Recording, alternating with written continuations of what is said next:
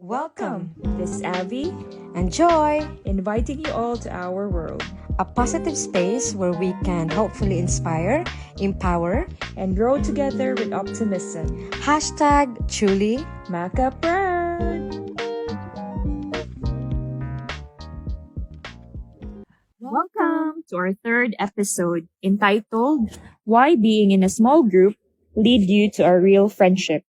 But before we dive into it, we just want to touch briefly about our previous episode. We have some reflections and we didn't get to say or discuss it further. Avi, would you elaborate? It's about mental health dilemmas and our financial problems, isn't it? Yeah. So with regards to mental dilemmas that I have encountered, effective ways that I deal with it is through meditation. I do it every morning before I go to work or before I start my day. It is a proven and effective way for me to cope up with stress. That's good. Like even a 5 minutes meditation, there is already a lot of application in the phone or accessible that you can do it. So that's how I cope up when it comes to mental stress. Aside from that, I make sure that I have friends that I can talk to and rely to because I'm the type of person that I really need to vent out my problems in order for me to move on with my life. Because dili ko not the type of person that isarili gani ang problem. Like iluom kay makautot tag bugbog jay. So ana siya. So how about you, Jai? How do you cope up with mental stress? I think to help with my mental health, acceptance is the key. Like it's okay not to be okay. And as you've mentioned earlier on, to find someone that you can trust and speak about it and just unloading your burden. Like it could be either your friends, family members, or even your manager at work. So probably your manager can refer you to a support group or someone that can help you with it. And also with me, meditation as well. And exercise. Like a simple walking can help with your mental health as well. And even writing, like having a journal, isn't it? Yes, that's a good way to cope up actually with mental stress, no? How about your splurging? Because you've mentioned in our previous episode about your splurging. Yeah, Like, what's your bad take on it? splurging. Yeah. Yes. I do admit that I am a compulsive buyer and a shopaholic.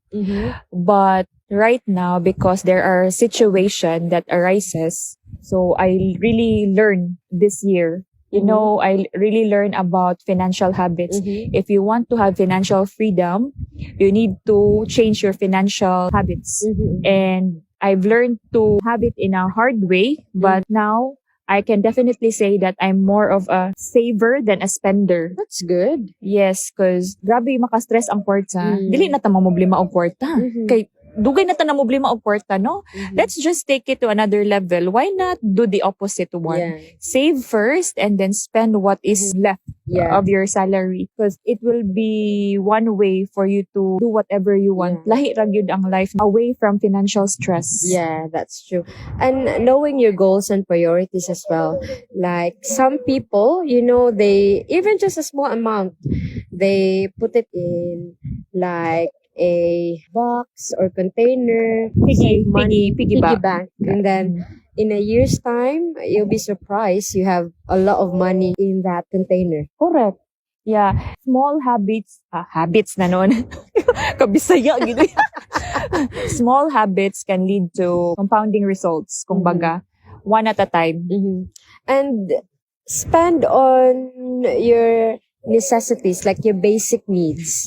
It's okay to spend money on those things that you want, but knowing that it would last you for a long, long time. Yeah. And never deprive yourself when it comes to what you really like. But it's like practicing delayed gratification, ba? You save it up until such time that you can afford it. Yeah. Rather than when you see it compulsion that you know, it will teach you how to be patient enough.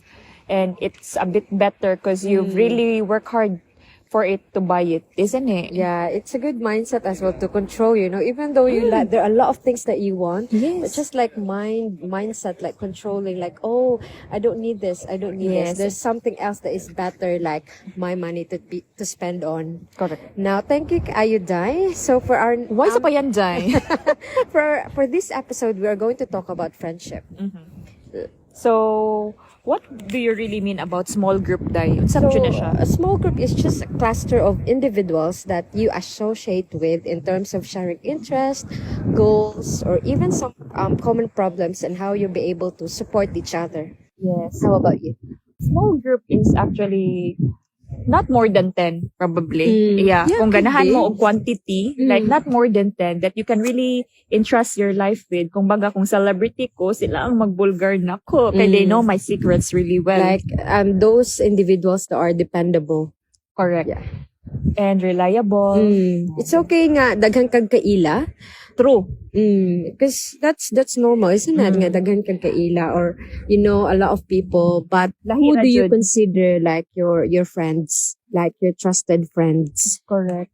And with me, when it comes to friendship, even though like I only have few good friends, but when I say good friends, those people that I know I can rely on, that I can count on in terms of like sharing my problems, and they can really give me a positive perspective in life.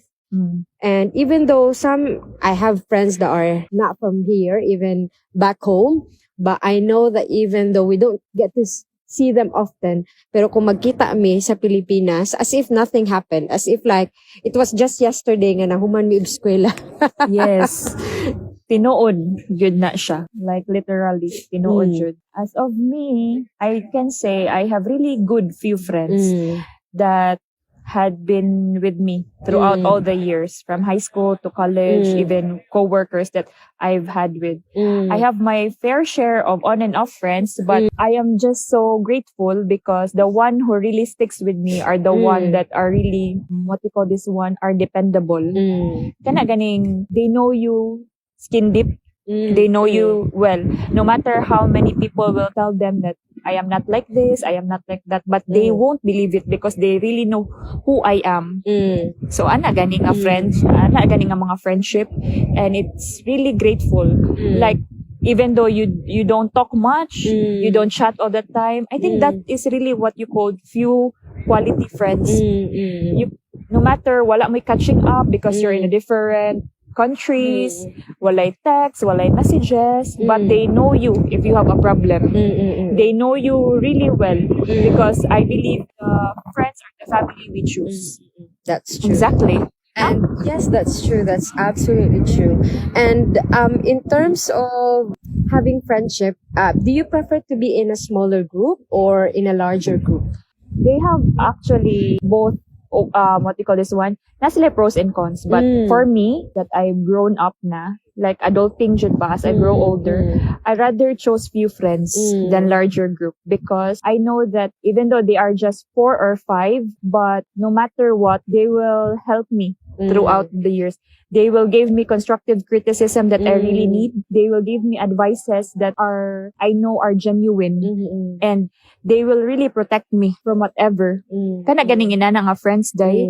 So that's why I really like few friends na lang karon, because at the end of the day, na ako'y peace of mind knowing that kanang they value me as a person and as a sister. Ana gani. Yeah, with me, back in the days, since I was a child, I don't really have a large group of friends because, as a history, back in my childhood, I'm like moving from one school to another. So I don't really have that larger group of friends that you can say about. The only time that I really consider to have friends is when I was in the university. That I can say like, oh, this is really like a friendship. Okay. So, but yes, you mentioned earlier on, when you mature, your definition of friends is totally different back in the days, isn't it? Truly, when you're young, you want to have a lot of friends, no? I No? was like, do you want to be a popular or something like that? Yes, ana, celebrity bo. Yes. I'm like the opposite. I don't want like people I don't want attention. No, because I want to be Avril Lavigne at that time. Fan ko ni Avril Lavigne, but as I grow older, like college days, nag-audition ko sa BBB, uy. Really? Yes, but wala na dawat. Ana, You need to say that if it's meant for you, it will happen. yes, Yeah. it will happen. So, dili pang celebrity atong caliber. Joke, dito, as I grow older. But you are celebrity amongst your friends. Oh, yes. Yeah. Oy, definitely. No, Maka proud. Yes. So That's it. So don't feel disheartened, okay? Because para sa amo, celebrity ka. Thank you, Dai. Wala ko'y pounds. So, Dai, how are you as a friend? How am I as a friend? I don't know. How am I as a friend? The only thing that I can say is a reliable friend. Meaning to say, if you are my friend, time for me is important. So meaning to say, I would make an effort to see you, to spend time with you. For example, that's my act of service. If you ask me to, look after the kids or something like that, I would do that if I'm free. Okay? I don't sugarcoat, meaning to say, like, dili ko, dai, ingani ka, ana. If I say something na feeling ko it's not right, I would tell it to you and I will explain it to you. Why? So that you could have my perspective. True. Ingana bito siya. And that's it. How am I as a friend? Kaila manggid ka nako na, no? Kala ko? Yeah. All the things that you've said about yourself is approve. Approve. Para madali na lang, no? Approve. Tinood, eh. You are unexpectedly one of the few friends that I have here in UK, and I'm really grateful for that. Wow. Sheila Sure ka Kabahog, salamat. Yeah, sure jud ko, because I know that I can tell my side one shot away and nara jud kaday, and then I'm so proud of it. Sure, how about you? How are you as a friend? I believe I am kind of friend. Truly maka-proud. Truly maka-proud. Yes, I believe because my personality is like fun lang, no? Laughter lang. So I'm more on the lighter side as a friend. Like, I don't want to be miserable. Ganahan ko, happy lang akong mga friends. Pero, when I see that it's not that good or anything, I will really tell you honest. Honest ko nga pagka-friend, Day. It's up to you if how you take it. If you can take my honesty, perfect. Friends jud ta. But if you cannot take my honesty, okay. So lahi ra jud tag perception sa life. And I also believe that one. And I'm the kind of friend that I really trust. Makatrust jud ka nako, Day. Chismosa lang jud ko sa mga showbiz. Pero makasalig ra jud ka sa sekreto nako. Inana ko, Day. Mo nagingon nga, I might be talkative but I'm not tactless. So ana siya, tinuod, Day. True, that is so true. Since I've met you, my life completely changed for the better. Murag kanta man na, Day. Say no dull moment. Like, I can be myself with you. I don't need to pretend to be someone else. Ana ra jud na, be natural ra gud ka sa ako, ano? Not Mga sure. ona tag munggos, ana ra jud na, pero laysyo atong outfit. Ana nga mga kinds nga friends mo. Dili pa social ba, no? Truly. So, moving on, have you experienced any conflict amongst your friends? And how did you deal with it? Yes, I believe conflict is inevitable. So, the only way to be matured enough is to resolve it. I have my fair share of having conflicts with other groups of mine, but I acknowledge that I made a mistake, and then I learned from that mistake. The only way to resolve that one is forgiveness and move on with your life. It may not be instantly, but along the way, I always believe that time heals every wound. Diba, Day? So, ana siya. And I think the important thing is acknowledging it na dili lang kay siya ang sadan, pero ikaw po na ay sala. Correct. And it's okay to apologize. It's okay to say sorry. It doesn't mean to say na, kanang, sige lang kung pangagpasaylo nimo. It's okay. It's okay to say sorry as many times as you want, because that's how you deal with it. And it's just unloading that negativity. And then the fact that you acknowledge and you say sorry, that means you're humble enough. Gani, humility. Gani, and dili na mawagtang yun. And it's a sign of maturity as well. And it's good not to hold, no matter, unsay problema ninyo kanyong duha, sa inyong duha, don't hold any grudges, any animosity, any hatred sa laing tao. Because that's not good. You want positive in life. Life is too short to just dwell on hatred or, like mga negatrons. mga negativity. Because life is so beautiful. Even though daghang problema, pero life is beautiful Itself. Yeah. The fact that you're alive is already a blessing bitaw. So, ana na siya. Tinuod good. And important thing as well, dili nimo involve ang laing tao sa inyong problema. So, Dai, what are your learnings or takeaway from this episode?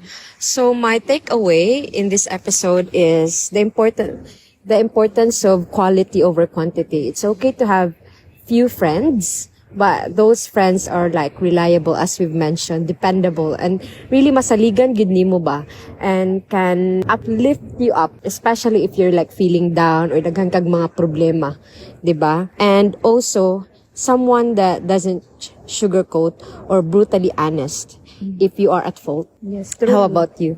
My takeaway for this episode is that, as I've said earlier, friends are the family we choose.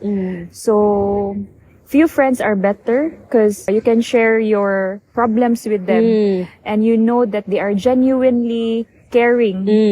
Kana ganing, they make an effort for you to be okay. Kana nga kind of relationship that doesn't need any approval, or hindi sila nagbibigay ng ano ba, sa tawagan na kanang wala sila dili gani sila mo hatag og in return. Kalang you don't expect something in return. Yes, because they know that they cared for you so much, like you are a family member to them. That's what I learned about the few friends, as well as no matter what happened, whether you're catching up or you're not seeing each other often, like it was before, but still you are still the same person. Like wala ka nagbago. Wala ka nagbago. Parehas ra gihapon mo mga buang. Ana gani? Parehas sa pong mga bulingit. Mga bulingit ba, or what you call dirty? Yes, kana ganing. Professional ta? Sure ay. Dili mo good. I think also friends who share and aspiration in life, and even wisdom. Because there are some friends that you can, learn from them as well. Akong na-learn day, mora jud ni. Birds of the same feather are the same birds. Flock together, no? So if dili mo parehag principles in life, you will not last long as a friend. Pero if pareha mo principles sa life, pareha mo mga wisdom inana. And even just the mere of like sharing, isn't it? Even though different mong attitude, na ay mga maldita, na apoy mga buutan inana, but if you feel on the same ground gani, level nila, magka-friends jud mo. Yeah. And I mean understanding one another. Correct. Like us, even though we are friends, we still have different personalities. But you respect each other. You share the same common grounds. Yes. And as well as friends that you can laugh at their own flaws or self. That's the most important thing. Yeah. Kana ganing dili sila hinawayon nimo bisag rismuat nakadiha day. Di ka na makakatawa lang ka sa imong mga flaws nga ay bulingit day ko. Kanang you don't feel intimidated. You're yeah. natural to them. Kanang feel the rain on your skin anang mga peg. So thank you for listening in our today's episode. But before we go further, our quotes for today, this is a Visaya version. Ang tinuod nga higala mudawat kun kinsa ka, apan makatabang usab kanimo kung mukinsa ka. In English, our real friend accepts who you are, but also helps who you should become. That's correct. So thank you so much for listening to our episode for today, isn't it? So we hope you enjoyed today's podcast and learned a thing or two to become the best version of yourself. As we always say, every day is a learning. We are truly Maka proud. Till the next one. See you soon.